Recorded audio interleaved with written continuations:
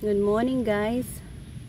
Isa na namang halaman or vegetables ang ating gustong palaguin dito sa ating maliit na garden. Ito yung ating pipino.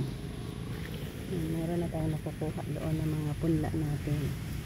Pipino ang ating itatanim ngayon. Ayan, ang ganda.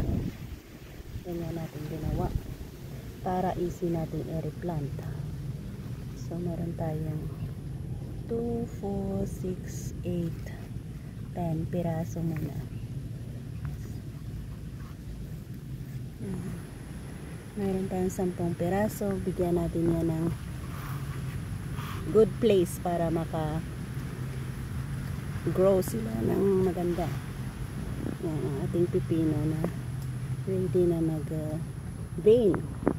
So marami pa tayo dito pwedeng makuha. Ito ay ang ating pipino at dito kasi natin yung itinanim. So ang ginagawa natin, kagaya niyan, pipino yan. So tinatanggal natin. Ayan, ito ginagawa. And then lagyan natin ng soil para hindi sila at i-replant natin yan. Marami pala tayo dito pwedeng i-replant. Oh.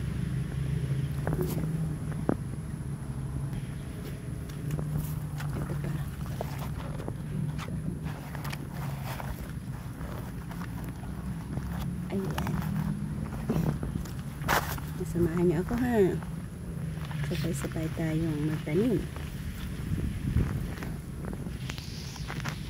At ating napagdesisyonan dahil nga sa old na yung ating patola dito. Meron naman tayong tinanim na long beans. Pero ito mga long beans natin yan.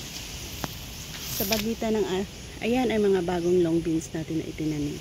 Sa pagitan ng ating long beans, pwede tayo makapaglagay ng ating pepino. Hayaan na lang nating easy kasi dito dahil nga sa mayroon na silang balag. Ayan. Ganyan lang natin.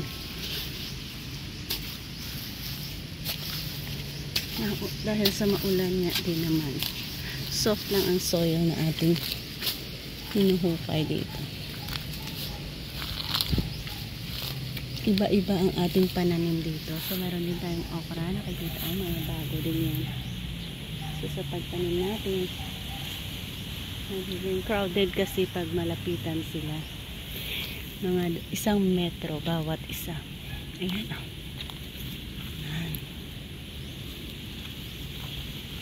Yan ang ating paraan kung paano natin itatanim. Punta naman tayo doon sa pinaka. At after na matanim natin, makastabilize na ang kanilang ugat, linisan na natin. Pero as of now, ang area lang muna na pagtanim na natin, yan ang ating lilinisan.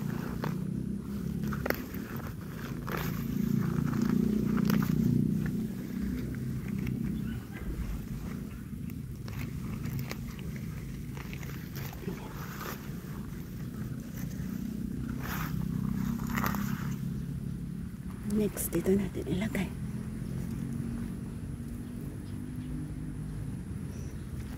Grow kayo healthily ha.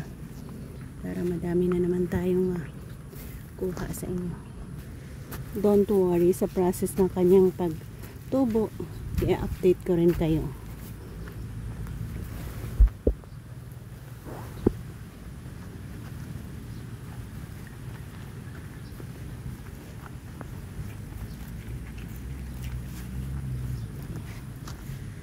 Medyo madami-dami ang ating pwedeng itanim. Pero ayan na nga. As I promise, every steps ng kanyang leaves, i-update ko kayo. Or every week. Thank you guys and bless our plant to grow fast and more fruits to produce. Bye-bye and God bless.